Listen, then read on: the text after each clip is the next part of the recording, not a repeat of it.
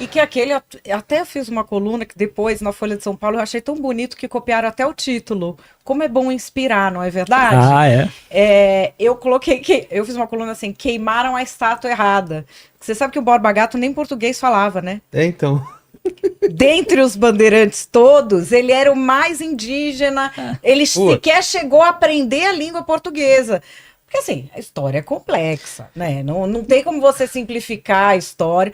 E eu acho legal que quando os caras querem lavar a história para trás, porque não sei quem era escravocrata, porque se a pessoa for da turma do Todes e de uma família de banqueiro, aí a família não é mais escravocrata. Não, aí você é antirracista. Porque é fácil. Como é que funciona a brincadeira? Você sacaram, né? O joguinho. Tem um jogo aí, né? Por que a elite apoia isso?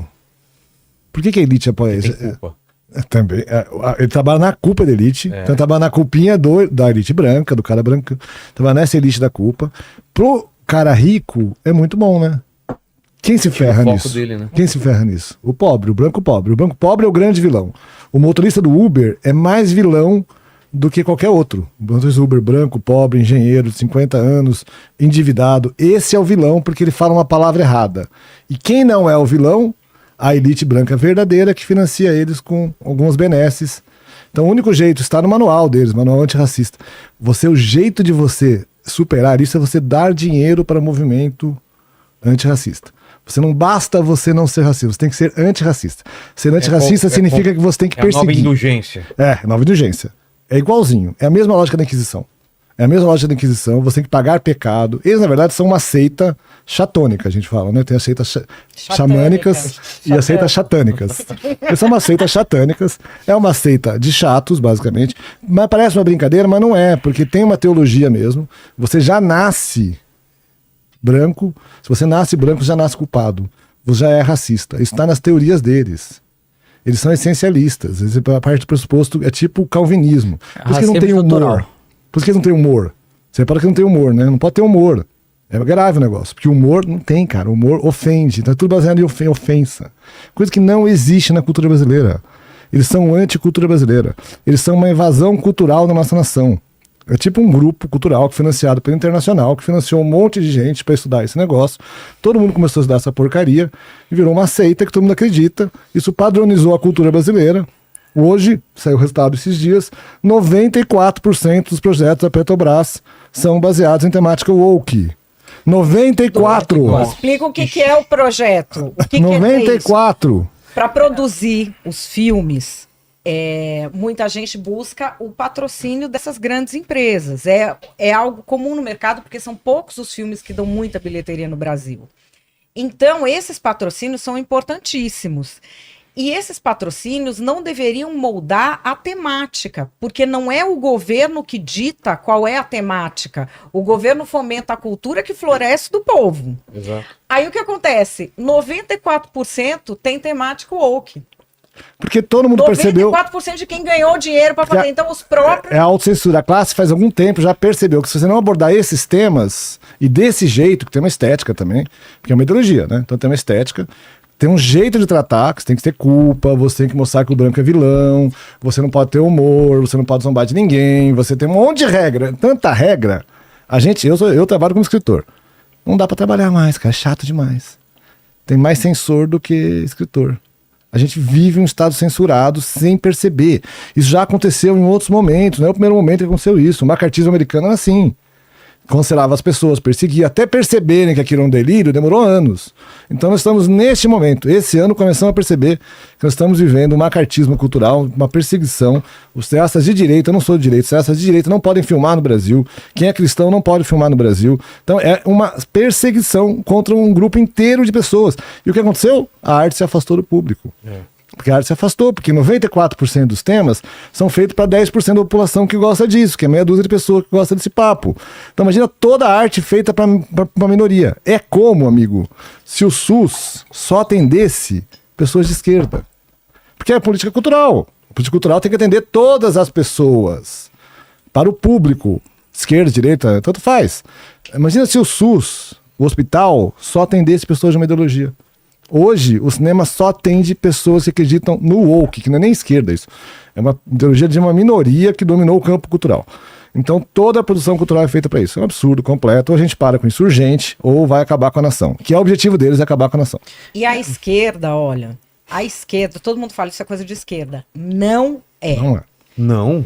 Não. Esquerda é luta de classes. A esquerda não admite isso. Isso é uma coisa do capitalismo. Mas e o hino nacional no Boulos lá? Ine. No Boulos. Ine. Você sabe que eu fiz uma coluna no Antagonista que eu coloquei todinho em gênero e neutro. Inclusive Mátria Amade. E aí vou tirando as coisas que são agressivas. Não, mas pode ser com braço forte, não. É com abraço afetuoso. Eu troquei o INE inteiro. A esquerda é contra isso. Porque a esquerda é luta de classe. É quem tem o domínio do capital contra quem ganha vida com o trabalho. Isso é esquerda. Gente, mas foi culpa da estagiária. O Bolo já falou. Estagiária. A esquerda não é o que é só o estagiário. Mas tem um detalhe, que é o seguinte, que ele falou do macartismo. O macartismo era um tribunal, tinha provas, tinha... Não que seja justificável no final das contas, mas tinha um julgamento, tinha provas, você ia lá, se defendia, etc. Mas nesse caso, o cancelamento é assim, é uma palavra usada por uma pessoa, é uma acusação de uma pessoa contra outra, num contexto específico. Use como, por exemplo, aconteceu com o Inácio Araújo. Inácio Araújo falou, estão fazendo filme demais sobre essa questão de transexuais, alguma coisa assim. Ele foi cancelado, ele foi expulso do festival. Escreveram uma nota contra ele. Você perde emprego. Então não tem nenhuma possibilidade de defesa, nem de você dizer o que eu quis dizer foi tal e tal coisa. Não dá pra você explicar. Isso é igual a Inquisição, você tem que ir lá fazer ato de condução. Também a Inquisição não era assim também, não. Tinha que pedir perdão. A Inquisição tinha todo um processo, uma estrutura pra depois julgar e tudo bem, você pode discordar do resultado, mas existia um tribunal pra fazer um julgamento. Nesse caso, o que existe é uma turba enlouquecida em rede social que ataca as pessoas. Financiada. Né? Financiada, então, estruturada. financiada. Então, se você faz um livro contra o ódio, aí você pode odiar. Pode. Pois é. Tem um livro. Ódio do bem. Um livro muito famoso, que é Como é que é lutar contra o ódio, né? E aí eu vi o autor do livro. Aí você fala, é um cara pacífico, um cara que não se mete em treta. Eu fiz um vídeo na Bienal, que eu fiquei muito orgulhosa de ver esse livro. E eu até sugeri para a editora que o próximo podia ser Honrar Pai e Mãe por Suzane von Richthofen. Que livro maravilhoso! Não é? Eu edito. Mas não é? Se aquela pessoa... Vamos nessa linha. Vamos nessa linha. Se essa pessoa é que vai... Como cuidar de seus filhos pelos Nardoni. Exato. E assim, olha como é que é assustador. A gente está falando dessa figura, que é uma figura... É uma figura que se capitalizou e se fez só em cima do ódio. Sim. Eu conheci essa figura, você sabe como? Quando meu filho era pequeno, o seu é menor que o meu. Não pegou essa fase. Uns 10 anos atrás, 10, 12 anos atrás, a gente tinha uma espécie de cursinho em tudo que era colégio particular de São Paulo, de como você fazia para bloquear o canal dessa figura e do irmão para as crianças não verem. Foi aí que eu conheci. Porque ele era tudo assim, faz isso sem seus pais verem, compra aqui. Ele induzia criança pequena a comprar coisa sem os pais verem, comprar coisa no canal dele. Falava que ia sortear um dia dele com a criança e não ia. Então, assim... Gravíssimo, né? É gravíssimo. E tem um stand-up falando que eu só fiz sucesso porque fiz com ódio. O stand-up na Netflix que ele fez fala isso. Ele conta. Então, assim, é uma pessoa que capitalizou com ódio. Beleza. Aí o Brasil tem trouxa, chapéu de otário é marreta, quer acreditar no cara, foda-se também. Não é problema meu. Agora, o que é problema meu? Não é, Lênin. Tá certo. Eu acho que o otário tem mais que se ferrar. Todo castigo para otário é pouco. O cara acredita, vai comprar o livro, ó, parabéns, quero que se ferre muito. Agora... Marçal vai lançar um livro como fazer um laudo médico também. Marçal, como fazer. Como ser discreto. Exato. Aí, a gente tem essa figura dando palestra em nome do governo no G20 contra o ódio. Falando no Supremo Tribunal Federal, onde eu tive orgulho de trabalhar por 2 anos, ganhei vários prêmios internacionais pelo meu trabalho lá. Aliás, beijo aí para vocês. O Supremo Tribunal Federal, onde eu trabalhei, era um lugar sério, jamais admitiria essa dissonância cognitiva. Ele falou no Supremo Tribunal Federal, ele tem um instituto que influencia gestores públicos, tomadores de decisão, Ministério Público, Defensoria em todo o país, como se fosse combate ao ódio, fomentando políticas de ódio. Então, assim, aí Não, é que é o meu problema. Suspeita de todo mundo que ganha que fatura com a sua ideologia.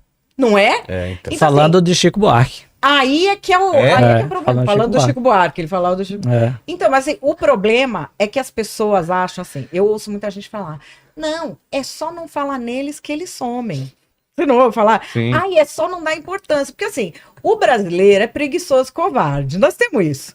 Indolência, indulgência e covardia são vistas como bom mocismo, não como a canalice que são. Então, ele quer acreditar, é só eu fingir que esse problema não existe, Não vai existir. que ele não vai existir.